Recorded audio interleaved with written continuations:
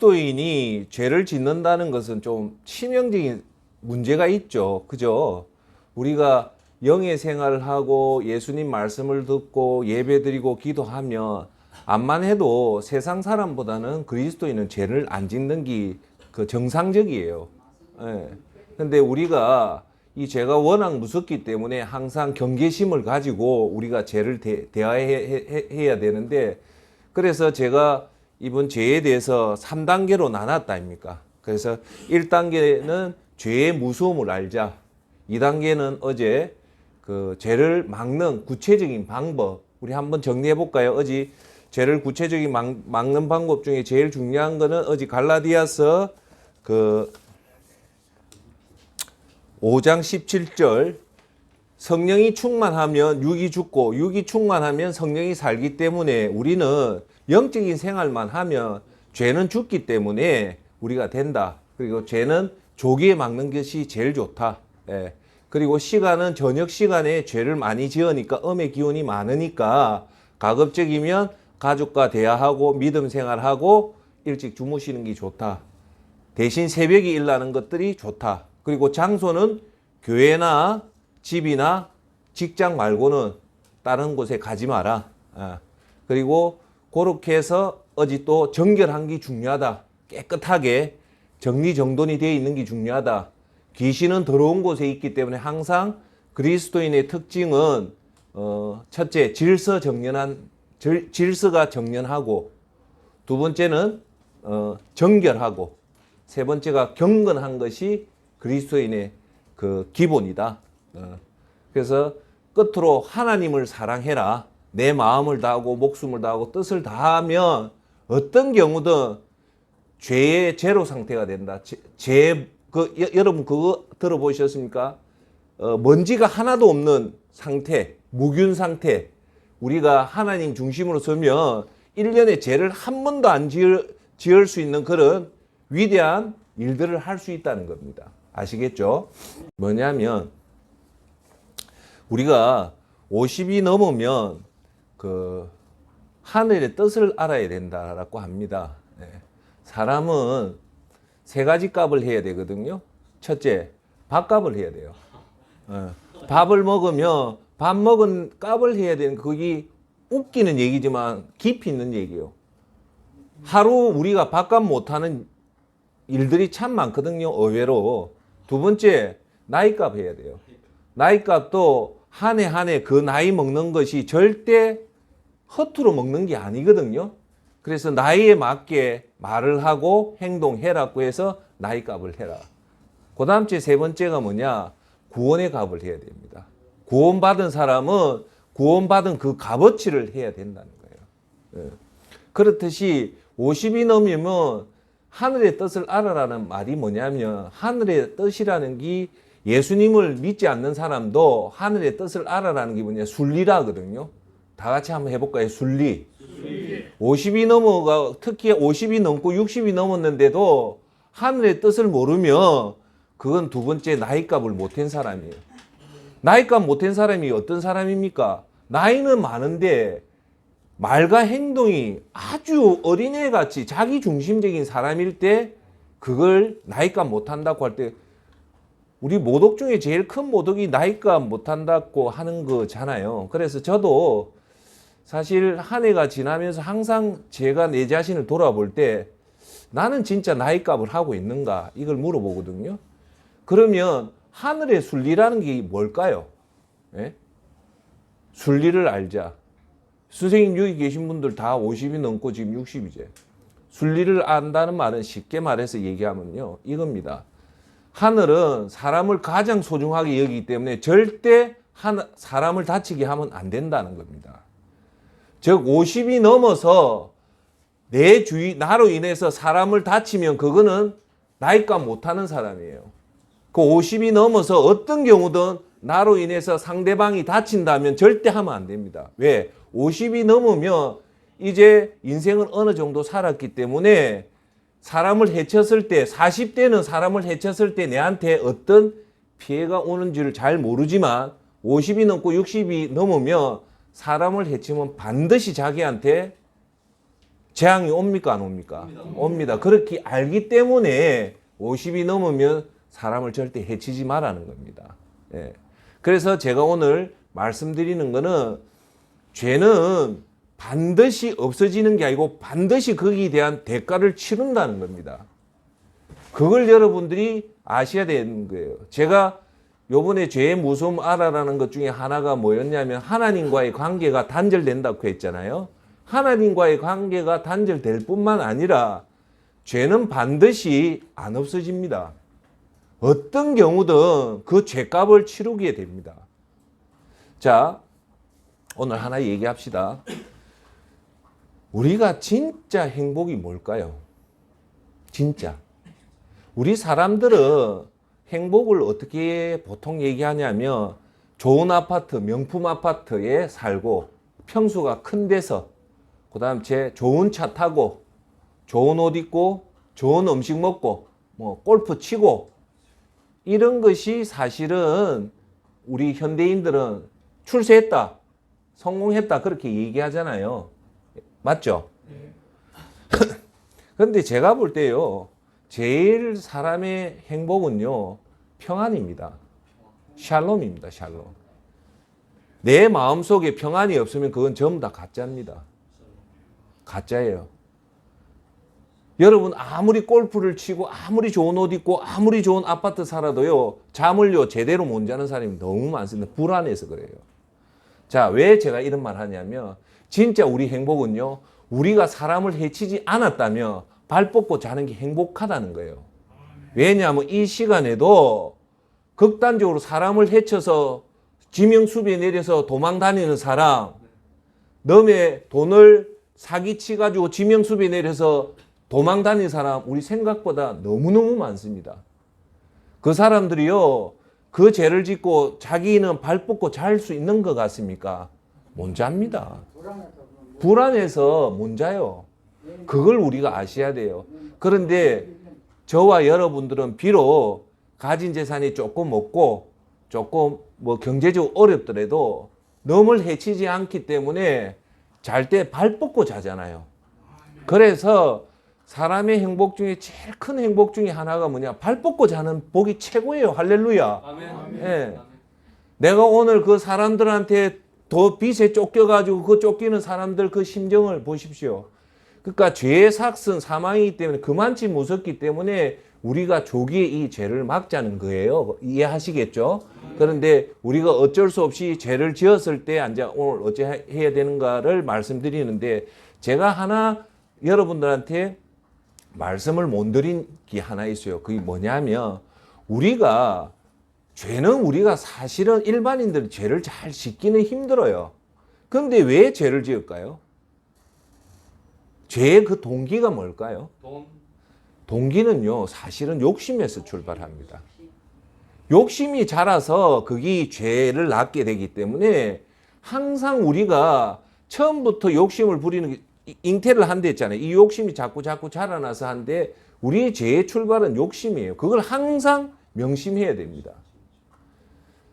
가난이니까 그 자꾸 그거 부린다니까. 그렇죠. 가난. 예, 가난도 있습니다. 사련이 나오고 그거 나오고. 예. 자, 그런데 제가 언젠가는 여러분한테 꼭 말씀드릴 얘기가 있습니다. 그게 뭐냐면 우리가 알 거는 제대로 알아야 돼요.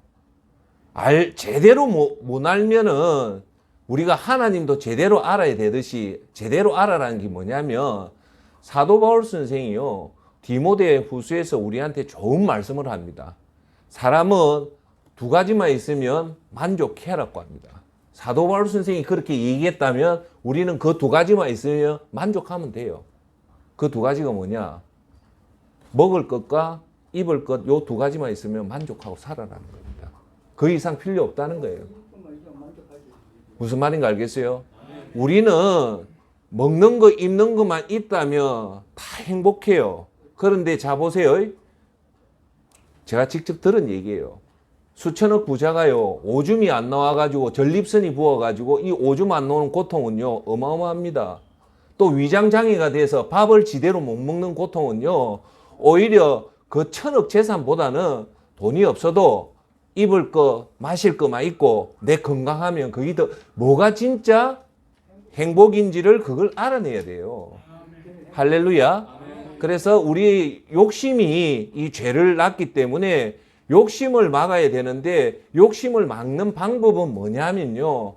아주 중요합니다. 이게 우리 몸에 딱 배어야 되는데 그게 뭐냐? 감사와 만족입니다. 뭐라고요? 감사와 만족. 가진 것에 만족하고 감사하면 돼요. 그런데 여러분 오늘 죄에 대해서 부분하는데 여러분 눈 떠보면 오늘 참 힘든 하루가 있잖아요. 오늘 내가 정말 힘든 하루를 예상하는 하루가 있잖아요. 오늘 무슨 일이 생겼다. 그런 날이 특별히 힘든 하루가 있을 거예요. 그렇죠? 근데 여러분들이 정신을 똑바로 차리고요. 평정심을 딱 되찾고 오늘 이 힘든 하루를 자세히 들여다보면 힘든 사건도 있지만 그 힘든 사건 때문에 사실은 우리가 감사해야 될 것들이 가리는 경우가 너무 많습니다. 왜? 오늘도 내가 걸어갈 수 있는 이 두 다리가 있고 오늘도 먹을 수 있는 밥이 있고 오늘도 숨 쉴 수 있는 공기가 있고 이런 정말 중요한 것들을 보면 오늘 사실 불행한 하루보다는 감사하고 행복한 게 훨씬 더 많다는 겁니다. 할렐루야. 예. 그래서 우리가 참 그리스도인에도 불구하고 죄를 짓는 그 출발점은 어디서 출발하냐? 욕심에서 출발하기 때문에 항상 여러분이 여러분 자신의 욕심을 항상 경계해서 봐야 된다는 겁니다. 아시겠어요? 그렇게 하려면 욕심을 막을 수 있는 방법은 딱 두 가지밖에 없다. 만족인데 뭐에 대해서 만족하냐? 내가 차가 없고 내가 아파트도 없고 그거 사도 바울 선생이 디모데후서에 분명히 얘기합니다. 먹을 것과 입을 것만 있으면 그 나머지는 다 만족해라 하는 겁니다. 할렐루야. 예. 그렇게 보면 우리는 사실 없는 것보다 있는 게 훨씬 더 많단 말입니다. 자, 세 번째, 죄에 대해서 이제 여러분들이 오늘 순서는 죄의 무서움을 이제 세 번째 다윗의 사건을 이제 구체적으로 얘기하면서 이 죄가 얼마나 무섭다는 걸 말씀드리고 이제 죄를 지었을 때 어떻게 대처를 할 것인가를 보도록 하겠습니다. 자, 제가 여러분한테 다윗의 사건을 한번 얘기를 했지 않습니까? 다윗이 이렇게 하는데 오늘 구체적으로 다윗이 그 무슨 사건이냐면 사무엘상 11장에 나오는 다윗이 우리야 자기의 충신, 자기의 목숨을 같이 하는 충신을 아내를 범해요. 범하고 나서 이걸 어떻게 하냐면 아내를 범했는데 세상에 이 아내 이름이 바세바인데 바세바가 막 임신을 해요. 그 임신이 드러날 거 아니에요. 왜냐하면 우리아가 지금 전쟁터에 나가 있단 말입니다. 전쟁터에 없고 그냥 집에 있는데 임신을 했다면 이 애 아버지가 누군가를 알 수가 있지만 우리아는 지금 전쟁터에 있는데 바세바가 임신을 했다니까 분명하게 이 애 아버지가 자기 남편이 아니라는 거 분명히 알 수 있잖아요. 그래서 오늘 그 부분에 대해서 그렇게 됐는데 그러면 다윗이 왜 우리아의 아내를 바세바를 범하냐면 그걸 이제 오늘 조금 깊게 구체적으로 좀 들어가서 여러분한테 좀 설명을 드릴게요.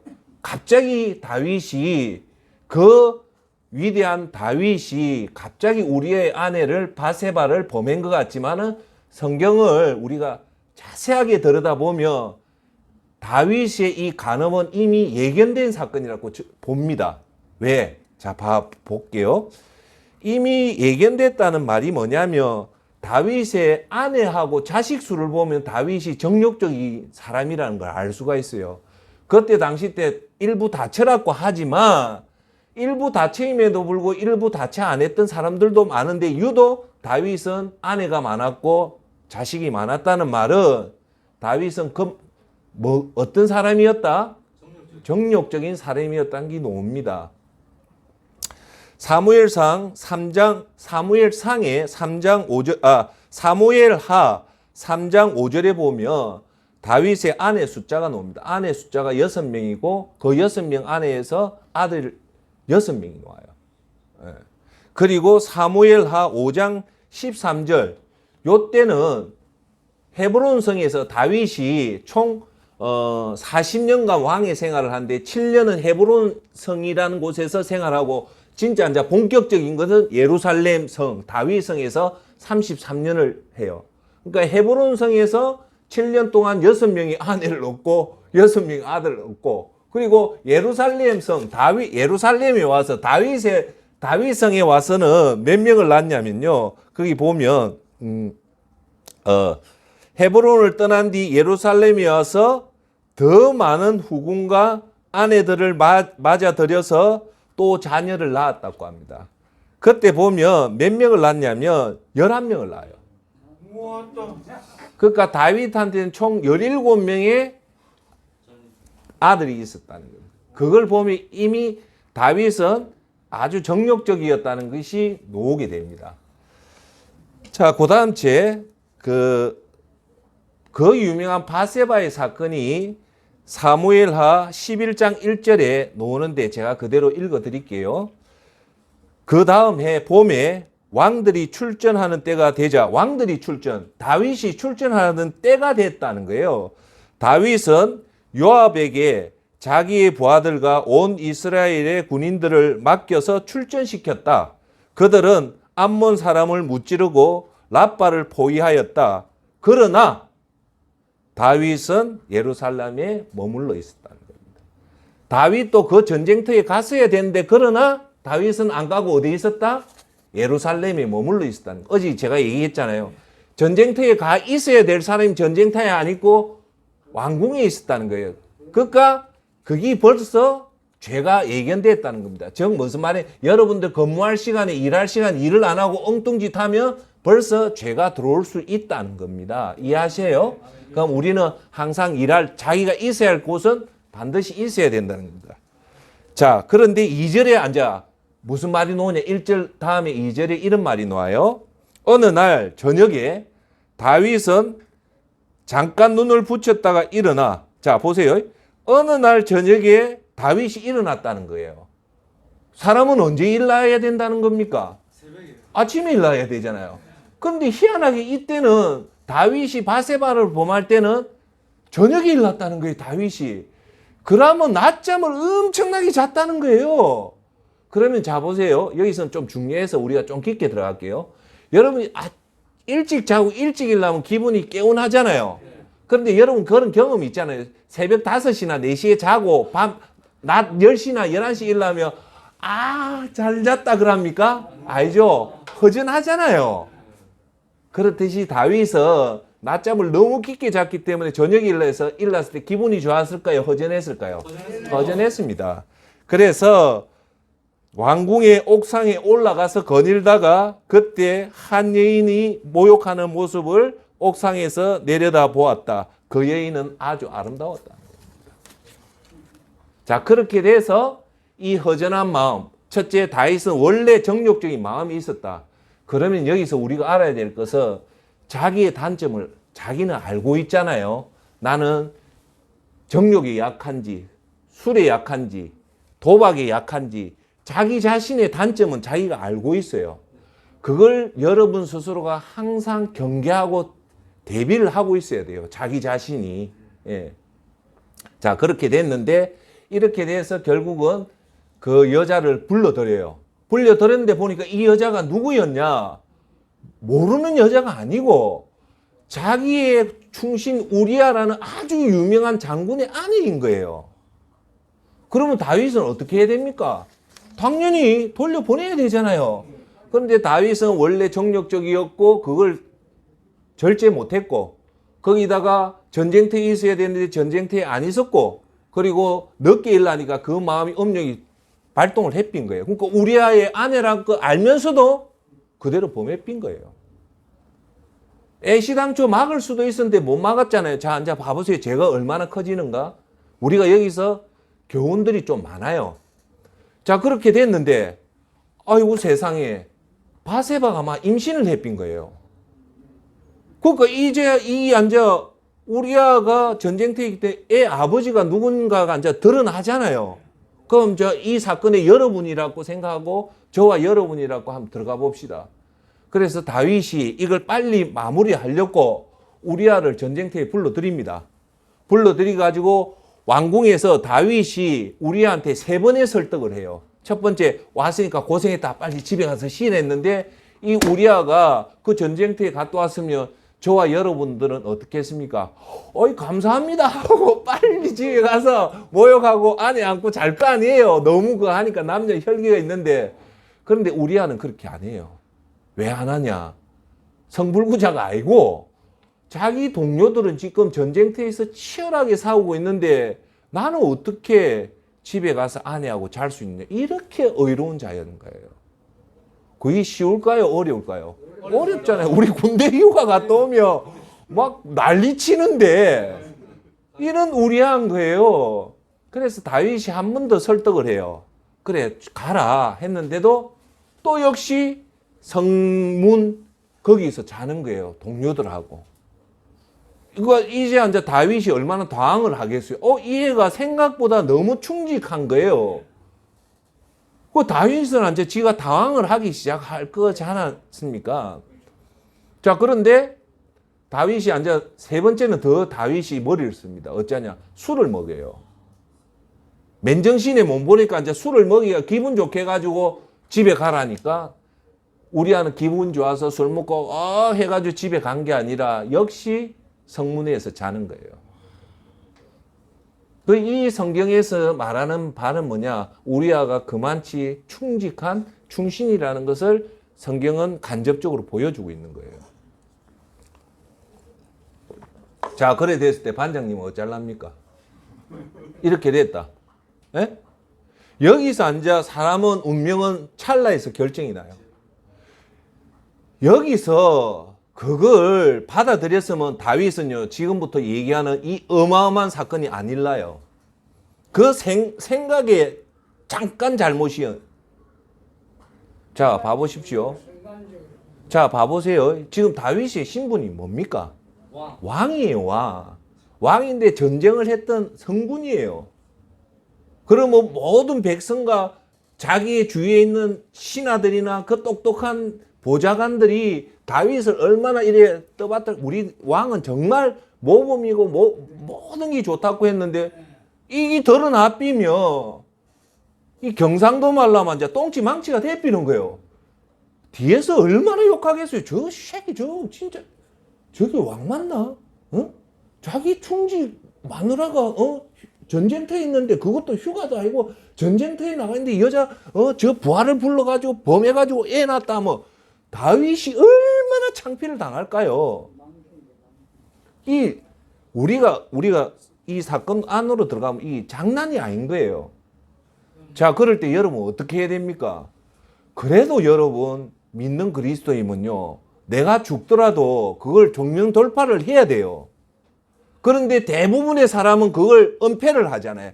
모든 권력 비리는 은폐에서 나오거든요. 숨기잖아요. 그 우리가 만약에 그 상황에 들어가면 우리는 과연 그걸 오픈을 하겠습니까? 할 사람보다 숨길 사람이 훨씬 더 많겠죠. 왜? 내 지위를 지켜야 되니까. 우리야만 입만 막으면 되는데. 예? 그럼 나는 한번 생각해 봤어요. 내가 만약에 한다면 우리한테 무릎 꿇고 우리야 미안하다. 네가 때려도 된다. 그렇게 해가지고 오만 창피 다 당하고 그 다음 주에 막 소문이 나가지고 저 이 미친놈이라면 그거 받아들이고 떠나면 돼. 그러면 나중이 편해요. 지금은 힘들지만 정직하면 그 순간은 힘들지만 나중에 발 뻗고 자요. 여러분 오늘 그걸 훈련을 시키란 말입니다. 담은 이 순간을 넘기면 나중에 여러분들 최악이 옵니다. 그게 용기입니다. 용기. 따라합시다. 용기. 여러분 우리가 평생에 실수 안 할 때가 어디 있어요. 그죠? 실수할 수도 있고 심지어는 죄를 범할 수도 있어요. 그럼 죄 범하면 용기 있게 받아들이면 돼요. 잘못했다. 감옥 가면 되고 그렇게 하면 그 이후부터는 여러분 편하다는 거예요.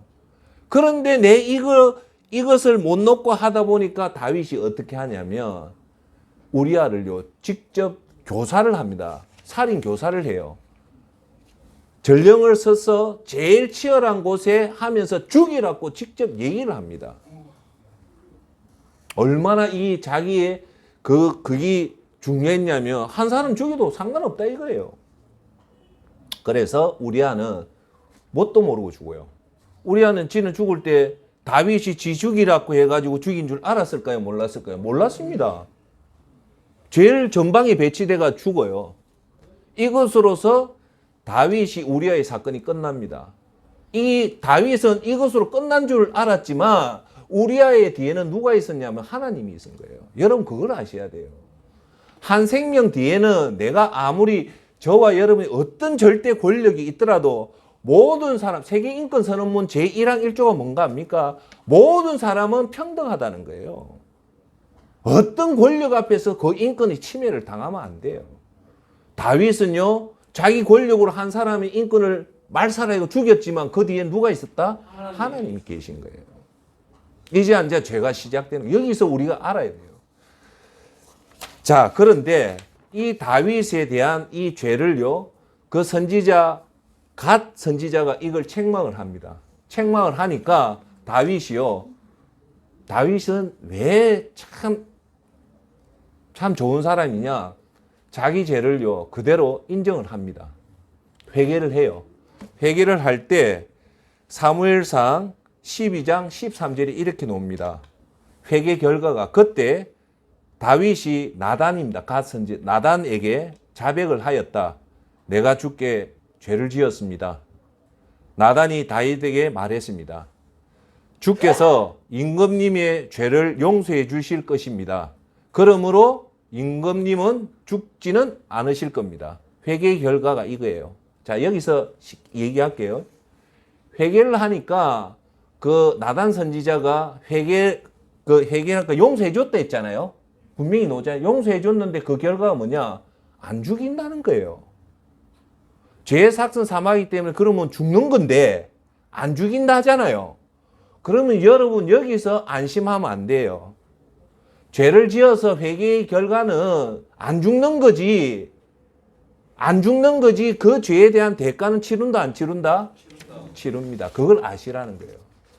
우리가 회개를 하면 죄를 회개를 하면 안 죽지만 죄의 대가를 치릅니다. 거기 사무엘하 12장 10절에 나옵니다. 방금은 사무엘하 12장 13절인데 사무엘하 12장 10절에는 하나님이 직접 다윗한테 얘기합니다. 이게 무서운 거예요. 자, 나단 선지자는 죄를 회개했을 때 회개를 받아주죠. 용서해 줬는데 그 결과가 뭐냐? 안 죽인다는 뿐이지. 그런데 하나님은 12장 10절에 뭐렇게 얘기하냐? 직접 이렇게 말해요. 너는 이렇게 나를 무시하여 헷 사람 우리아의 아내를 빼앗아갔다. 하나님 직접 얘기를 하는 거예요. 이름을 직접 얘기하는 거예요. 내 아내로 빼앗았다가 내 아내로 삼았으므로 이제부터 하나님 심판이 영영 내 집안에서 칼부림이 떠나지 않을 것이다라는 하나님이 심판을 딱 얘기해요. 이게 이루어질까요? 안 이루어질까요? 예? 하나님 말씀이니까 이게 1.1핵도 없이 그대로 이루어집니다. 이루어지는 게 얼마나 무서운 건지 내가 보여드릴게요. 그 다음 제 11절 주께서 또 이렇게 말씀하십니다. 내가 너희 집안에 재앙을 일으키고 무서운 말씀합니다. 그 다음 제 말은 내가 무슨 말이냐면 하나님 직접 네 후궁들이 너 집안 아들이 후궁을 범한다는 말이 나와요. 그래서 내가 뺀 거예요. 말을 했지만 하나님이 어떤 무서운 말을 하냐. 다시 한번 할게요. 내 집안에서 칼이 안 떠나겠다. 그리고 너 집안에 재앙이 일어난다. 자, 이제 여기서 이제 이게 어떻게 이루어지는가를 보이소. 사람이 우리가 죄를 지을 때 바세바를 딱 범할 때 사람은요, 사탄은요, 그 죄를 범할 때 쾌락과 쾌감은 보여주지만 그 이후에 치러야 될 대가는 절대 안 보여줍니다. 왜? 그 쾌감 이후에 치러야 될 대가를 사람한테 보여주면 사람은 절대 죄를 안 짓습니다. 결론은 죄를 지을 때는 그 순간만 보지 그 순간 이후에 치러야 될 죄의 참혹한 대가를 알면 사람은 100에 99명은 죄를 안 범해요. 우리가 왜 범할까요? 그 순간만 보기 때문에. 우리가 정신을 차리고 그 이유를 보면 안 해요. 그래서 오늘 그 이유를 다윗은 그 이후에 이 칼이 안 떠난다는 이 칼의 무서움을 알았다면 다윗은요 절대 우리아의 아내 사건 100건이 와도 안 해요. 몰라서 그런 거예요. 오늘 우리한테 주는 교훈은 뭘까요? 죄를 지을 때 다윗도 이랬다면 우리도 똑같이 된다는 거예요. 자, 얘기할게요. 어떤 사건이 일어나냐면 다윗한테는 17명의 아들이 있어요. 17명의 아들 중에 그 중에 제일 그게 중요한 애가 누굽니까? 아니죠. 장남이잖아요. 특히 유대인 사회에서는 장남의 역할이 아주 큽니다. 장남이 제일 중요해. 그 여파가 우리나라에도 온 거거든요. 다윗의 첫 장남이 누냐면 암놈입니다. 이름이 좀 더럽어요. 암놈이에요. 암놈. 예. 암놈이 장남인데 이제 이 집안에 칼이 안 떠나는 시초가 암놈부터 칩니다. 하나님이. 어떻게 치냐? 암놈이요. 이 엄마들이 다 이복 동생들이지만 제가 그때도 얘기했지만 야곱은요. 전부 4명의 엄마에서 12명의 아들이 나오지만 크게 서로 죽이는 사건이 안 나요. 그런데 유독 요셉이 좀 까불락거려서 이 형제들이 요셉을 죽이려 하다가 살려주고 노예로 팔잖아요. 맞죠? 요셉을 죽이려 하다가 노예로 팔려주는데요. 그 죽이려 할 때 누가 살려주는 거 아닙니까? 12아들 중에 누가 살려주냐면요. 유다가 살려줍니다. 그래서 요셉의 이스라엘의 12지파가 이 요셉이 12아들이 다 12지파가 되는데 12지파의 수장이 뭐냐? 유다지파입니다. 유다가 장남이 아닌데도 유다가 왜 12지파의 수장이 되냐면 12지파에 항상 유다가 가장 중요한 위치에 있는 그 이유가 유다가요 요셉을 살려줍니다. 그런 의로운 걸 할까? 유다가 12지파의 우두머리가 되는 거예요. 그런데 요셉은 야곱이 12지파 아들들은 이렇게 피부린내 나는 싸움이 아니라는데 다윗은요 다윗 죄로 인해서 이 일났는데 장남이 셋째 아들이 누냐면 압살롬이에요. 압살롬한테 여동생이 있었는데 암놈이 이 여동생을 좋아하는 거예요. 좋아해서 이놈이 이 장남 구실을 못하고 여동생을 강간을 해삐는 거예요. 이거 있을 수 없는 일이잖아요. 막 어디서 일어날 수 없는, 간혹 있겠지만 있을 수도 없는 집이 이 다윗 집에 일어났으니까 이 주위의 신하들이나 사람들이 무슨 욕을 하겠어요? 저 집은 완전 저기 다윗 맞나? 어째 저런 일이 저 집에 일어나냐면서 얼마나 입방아 치겠습니까? 예? 저 아버지 피를 받았. 그렇겠죠. 그게 받은 거예요, 진짜. 그게 맞아요. 그 아버지 피를 받았다는 게 내가 다 설명을 해드릴게요. 그렇게 되거든요. 그러니까 이제 첫 번째 장남이 여동생을 이복 여동생이지만 건드렸단 말입니다. 이 집안에 치욕의 사건이 일어난 거예요. 문제는 여기서 안 끝나요. 이 셋째 압살롬의 그 여동생이 다말이 그래가지고 괴로워하니까 압살롬이요 세계에서 그래 잘생기고 풍채가 좋답니다. 풍채가 좋대요. 칼을 가는 거예요. 샤픈 표시 안 내고 조용한 사람이 무슨 게 그거예요. 칼을 가는데 절대 안 드러나는 거예요.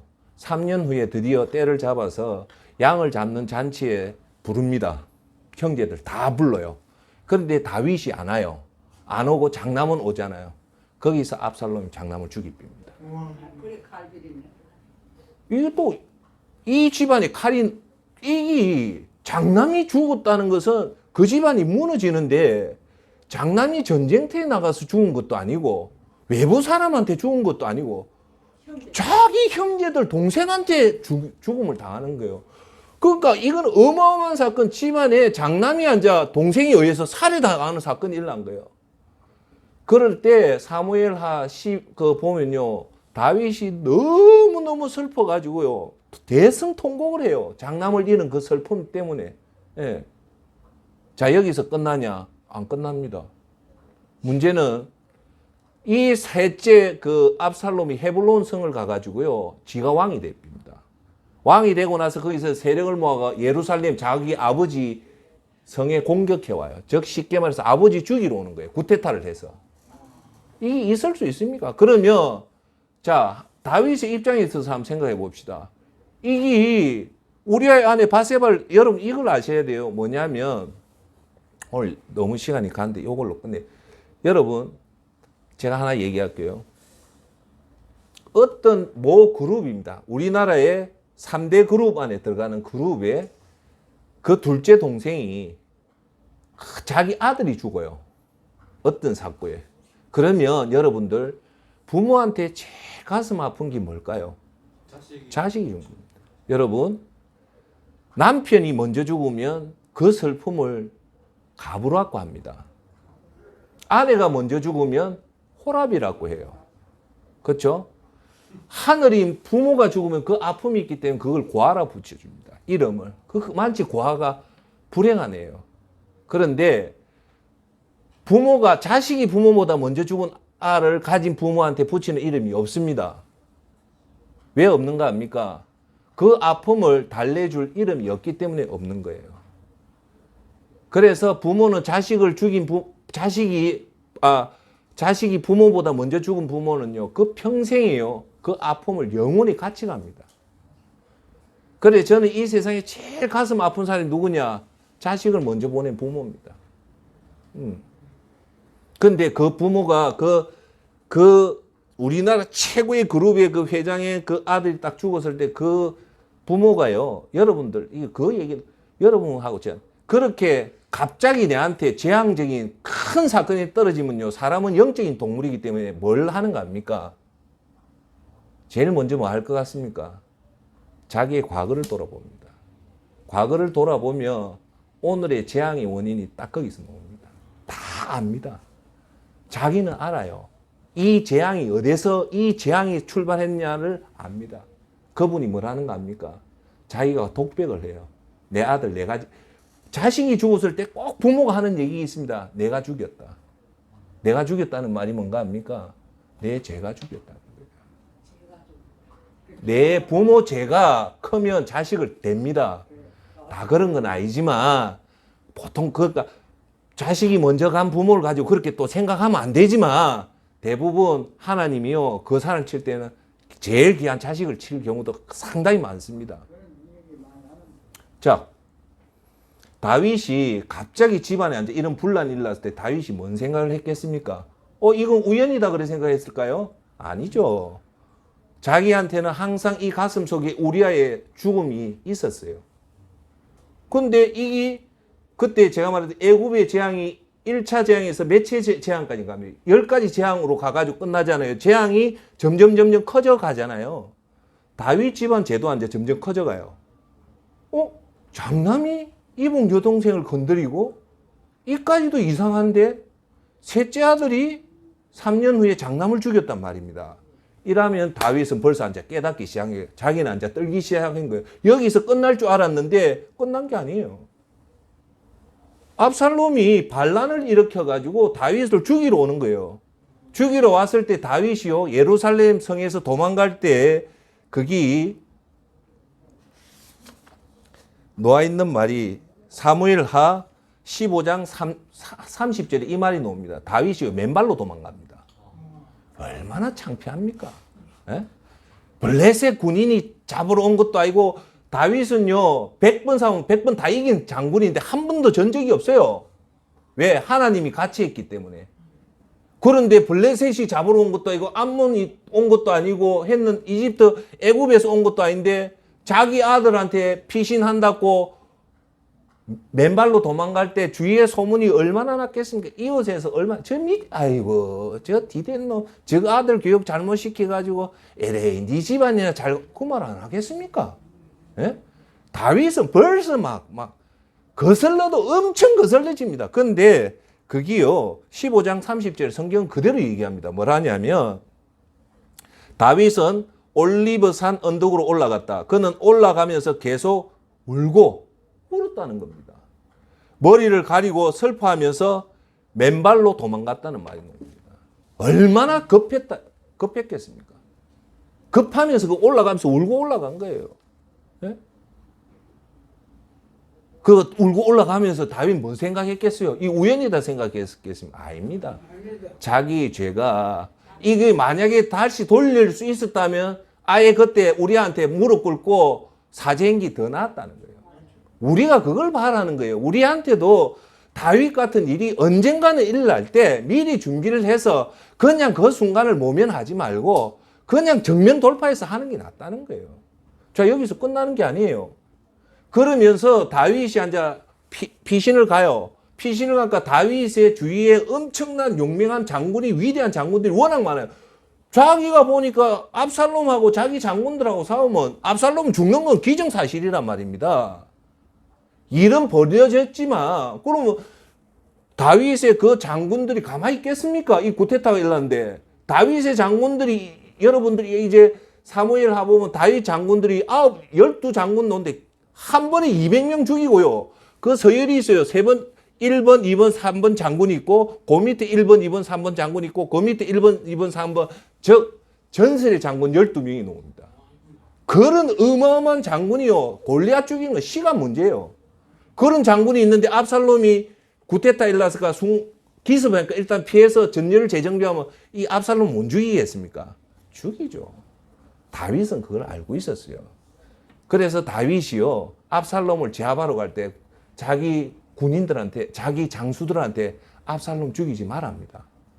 뻔히 안닿고. 그런데요, 재앙은 압살롬은 죽습니다. 반란군이기 때문에 결국은 죽어요. 죽는데 어째 죽냐? 시체도 못 건집니다. 죽여가지고요, 우물에 해가지고 돌무더기를 덮어빕니다. 못 꺼내게끔. 그래서 다윗은 또 압살롬이 죽어서 이 눈물을 너무 흘리니까 요압 장군이 그러지 마십시오. 당신을 위해서 충성한 장군을 봐서라도 울음을 멈춰야 됩니다. 그래서 다윗이 울음을 멈추는데 자기 아들의 벌써 지금 큰 아들 잃었지. 셋째 아들 잃었다 아닙니까? 이건 콩가루 집안이 아니라 이거는 있을 수 없는, 우리가 깊게 들어가 보면 지금 다윗은요, 엉망진창이 된, 자기가 이미지를 꺾은 것만도 하지만 문제는요, 장남이 죽고 셋째 아들이 죽었다 아닙니까? 어? 그러면 여러분들이 심정이 어떨까요? 살만 나겠습니까? 그제 하나가. 그런데요, 여기서 또 끝나는 게 아닙니다. 그러고 다윗이 죽지만요, 또 사건이 또 일어납니다. 그 집안에 칼이 안 떠난다는 게 또 일어나는 게 뭐냐? 자, 봐보세요. 그 다윗의, 나중에 누가 다윗의 대통을 잇냐면 솔로몬이 있잖아요. 솔로몬은 서열에서 멀어져 있어요. 그 다음 째 네 번째 아들이 아도니아라는데 이 아도니아가 되게 잘생겼어요. 잘생겼단 말입니다. 여기 자기가 보니까 둘째 형보다는 지가 앞서니까 자기가 왕이 될 줄 알고 왕 행세하다가 솔로몬한테 반역을 당해요. 그래서 솔로몬이 왕이 딱 되고 나니까 이 아도니아가 어떻게 죽냐면, 자기 아버지가 다윗이잖아요. 다윗이 정욕에 의해서 우리아를 했잖아요. 이 아들도 이 짓을 하는 거예요. 아도니아가 무슨 짓을 하냐면 그게 아니고, 다윗이 너무 늙으면 스스로 몸이 차니까 젊은 처녀의 여자를 데려와서 안고 자는 거예요. 성적이 아니고 내 몸이 차기 때문에 젊은 처녀의 몸을 안고 자면 따뜻해지기 때문에 성관계를 하려는 게 아니고 오래 살기 위해서 그렇게 합니다. 그래서 그 여자가 수넴 여자를 데려왔는데 그 여자가 너무 이쁜 거예요. 그런데 아도니아가 자기가 왕이 되려고 하다가, 그것도 스토리가 아주 긴 얘기인데 이걸 조기에 장악을 해냅니다. 솔로몬이 이걸 세력을 빨리 키워서 이 구테타를 막을 수가 없었는데 그날 당장 다윗한테 빨리 가가지고 솔로몬이 왕이 된다고 해서 조기에 이걸 막아냅니다. 구테타를. 그러니까 아도니아가 다 도망을 가니까 아도니아가 자기가 죽을까 봐서 제단 뿔을 잡고 맹세를 합니다. 날 죽이지 말라니까 솔로몬이 그러면 너 목숨을 살려주겠대요. 이것도 형제지간 칼이 났잖아요. 그러면 아도니아가 자숙하고 자기 목숨이 살았다 생각하고 조용히 있으면 지는 살잖아요. 또 언젠간 또 기회가 오잖아요. 그런데 아도니아는 또 여자에 미친놈인 거예요. 왜? 그 자기 아버지 다윗이 데리고 잤던, 옆에 일했던 수넴 여자, 이 예쁜 아를 보고 지가 왕인데, 왕자인데 얼마나 여자가 많았겠습니까? 해필 그 여자를 보고 솔로몬의 엄마 바세바한테 가서 그 알을 내 아내로 삼게 해달라고 얘기를 한 거예요. 그러니까 바세바가 자기 아버지 그러니까 솔로몬한테 얘기를 하니까 솔로몬이 팍 뒤집어진 거예요. 그래서 동생이 또 형을 죽입니다. 그래서 다윗의 가문은요, 장남 죽죠. 칼로 맞아 죽어요. 객사해요. 셋째 아들 압살롬 시체도 못 건지고 죽죠. 넷째 아들 아도니아는 이 다 죽은 아들은 다 동생들한테 칼로 찔러 죽어요. 그래서 이 하나님 예언이 그대로 적중한 겁니다. 칼이 안 떠나요. 예. 자, 우리가 여기서 알 수 있는 것은 우리가 힘이 있고 권력이 있고 한다고 해서 약자를 괴롭히면 그 약자 뒤에 누가 있다고요? 하나님이 있습니다. 그걸 보셔야 됩니다. 그래서 그 죄가 그렇게 해서 퍼져나간 거예요. 자, 그러면 다윗이 이 죄의 결과가 이 정도 참혹했다면 다윗이 과연 우리아 아내 바세바를 범할 수 있었을까요? 없었을까요? 없었다는 겁니다. 제가 오늘 여기서 오늘 마칠게요. 너무 길어서 앉아 그 얘기는 다음에 요번 금요일 날, 목요일 날 하고. 그러니까 여기서 우리가 알 수 있는 것은 뭐냐면 죄라는 것이 그만치 무섭다. 왜? 자, 이걸 오늘 결론은 이겁니다. 내가 상대방한테 어떤 경우든 피해를 주면 그건 안 없어집니다. 반드시 내한테 돌아오는데 그게 골도 돌아오는데 그걸 꼭 기억해란 말입니다. 그러면은 우리가 상대방에 대해서 해를 가한다든지 아픔을 한다든지 할까요? 안 할까요? 못합니다. 예, 못합니다. 그래서 우리가 하나님이 없다고 하는 이유가 뭘까요? 그건 자기 자신을 합리화시키는 거예요. 하나님이 없으면 심판이 없기 때문에 내 마음대로 할 수 있다는 거잖아요. 근데 하나님이 있습니까? 없습니까? 하나님 있습니다. 그래서 여러분 내 끝으로 이 말이 나와서 하나만 더 할게요. 심판은 여러분이 하지 말랍니다. 심판은 누구한테 맡기라고요? 하나님한테 맡기면 하나님은 정확하게 그 심판을 줍니다. 여러분 살인자들 그 사람들 그냥 하나님 가만히 둘 것 같아요? 절대 안 그렇습니다. 절대 안 그렇습니다. 그래서 하나님 법칙은 힘든 사람을 도와주면 하나님 더 큰 축복을 주지만 하나님 죄. 그래서 여러분 사랑의 하나님이요 죄 앞에서는 불꽃 같은 진노를 합니다. 우리가 하나님을 두려워하라는 것은 뭐냐? 죄에 단절하는 불꽃 같은 엄중한 심판을 하고 하나님이 죄 앞에서는 불꽃 같은 진노를 하는 하나님임을 아시면 그거에 대해서 하나님을 두려워하라는 거예요. 다시 한 번 더 얘기할게요. 하나님은 죄 말고는 다 사랑의 하나님, 은혜의 하나님, 인도의 하나님, 보호의 하나님이지만 딱 하나, 죄 앞에서는 절대 엄중한 불 같은 진노가 나오고 엄중한 심판이 들었기 때문에 그 부분에 하나님에 대해서 우리는 조심해라, 두려워해라는 거예요. 그러면 우리가 그런 하나님을 안다면 우리가 죄를 지을까요? 안 지을까요? 안 짓습니다. 그래서 일단 우리가 죄를 항상 그런 마음을 두고 산다면 우리가 일단 죄가 이렇게 무섭다는 걸 우리가 항상 가슴에 두면 우리가 죄에 대해서는 막아낼 수 있고 그렇게 낼 수 있다는 겁니다. 할렐루야.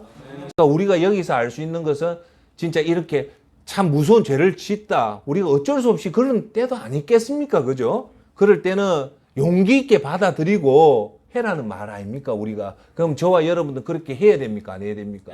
해야 되잖아요. 근데 제가 꼭 여러분한테 말씀드리고 싶은 거는 1982년도 미국 시카고에서 아주 유명한 사건이 하나 터집니다. 그게 거의 유명한 타이레놀 독극물 사건입니다. 이게 일반인들한테 잘 안 알려진 사건이지만 이 경영학회에서는 아주 유명한 사건입니다. 이 사건 내용이 뭐냐면 여러분 우리나라에도 지금 오미크론 코로나 걸리면 타이레놀 먹잖아요. 타이레놀이 어떻습니까? 딱딱하잖아요. 그 당시 때는 타이레놀이 캡슐이었습니다. 캡슐이었는데 시카고에 어떤 사건이 일어나니 어떤 정신병자가 그 캡슐 안에 독극물을 넣어요. 캡슐 안에 독극물을 넣고 그 약을 먹었던 환자가 7명이 죽어요.